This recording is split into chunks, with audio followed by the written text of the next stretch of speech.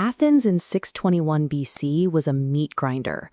Aristocratic blood feuds had triggered a state of violent anarchy that required a drastic intervention to keep the city-state from collapsing. History books present the man who stepped into this chaos as a sadist. They claim Draco was a monster who wrote laws in blood because he believed fear was the only way to govern. Draco operated with a different logic.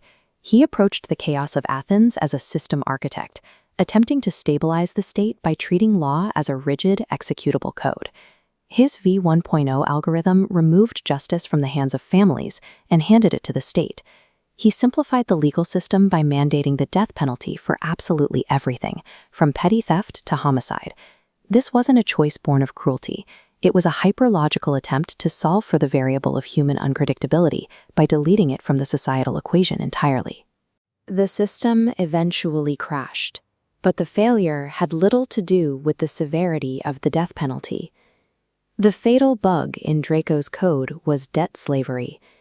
He allowed aristocrats to physically enslave any peasant who defaulted on a loan. Enslaving a debtor generated a chaotic biological hatred that no algorithm could account for. It left victims alive enough to feel the pain, but with nothing left to lose. Draco relied on physical violence of swords and chains to enforce rules, attempting to maintain order through emotional terror rather than structured administrative control. A population will surrender their freedom for the sake of predictable order. However, they will violently reject any system that takes their property while leaving them alive enough to seek revenge. Imagine if Draco had realized that a dead or vengeful slave is a useless economic asset. He could have issued a patch, a primitive social credit system. Instead of physical death, he could have applied civil degradation. Under this system, the offender is kept alive but is mathematically converted into a living tool. Their time and energy are precisely allocated by the state, turning their existence into a resource for the polis.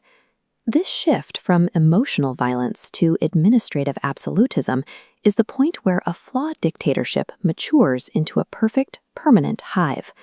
If this code had held, the messy inefficiencies of democratic debate would have vanished. Athenian intellectual resources would have been diverted entirely into engineering and logistics.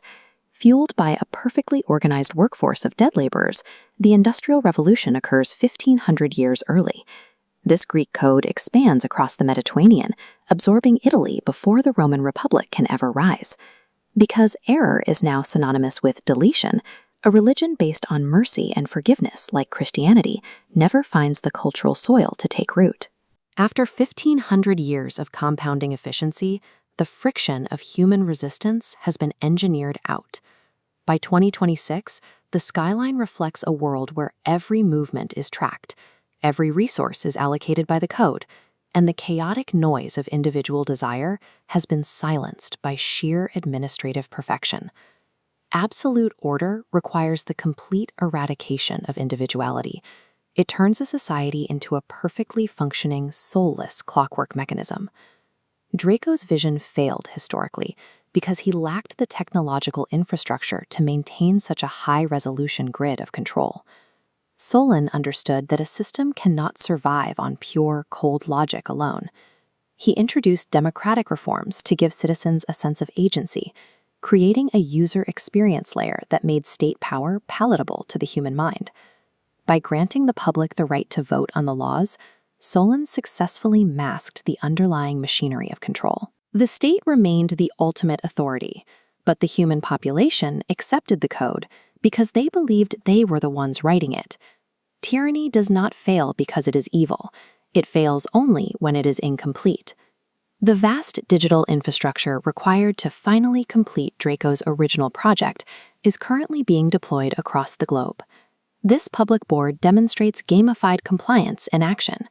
Digital tracking systems are now mapping human behavior with a granularity Draco could only dream of.